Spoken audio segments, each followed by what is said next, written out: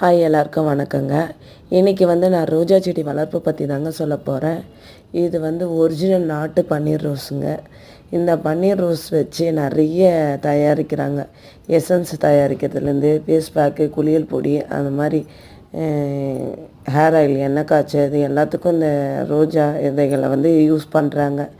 இந்த ரோஜா நான் ஒரு பதியம் மூலம் தாங்க வளர்த்தேன். ஒன்றும் இல்லைங்க, ஃப்ரெண்டுங்கிட்டேருந்து வாங்கிட்டு வந்த ஒரு 2 கட்டிங்ஸ் தாங்க. அது நல்லா மழை காலத்தில் எடுத்துகிட்டு சொருகி வச்சேங்க. நல்லா ஊனி விட்டேன். அது சூப்பராக தளிர் எடுத்து நல்லா வளர்ந்து இப்போ பூ பூக்க ஆரம்பிச்சிதுங்க. இந்த மாதிரி தான் இது செகண்ட் டைம் பூத்துருக்குங்க. இந்த மாதிரி மூணு பூக்களாக தான் பூக்குதுங்க. இது இந்த மாதிரி பதியம் போட்டு ஒரு ரோஜா செடி காப்பாற்றி அதுலேருந்து பூக்கள் பார்க்குறதுல சந்தோஷம் தனி தாங்க. இதுவும் பதியம் மூலயமா தாங்க போட்டு வளர்த்தது. இந்த ரோஜா செடியும் ஒரு கட்டிங்ஸ் தான் வச்சது. இதில் தாங்க ஒரு செடி வச்சுருக்கேன், அதுலேயே சொருகி வச்சேன். சூப்பராக வருது.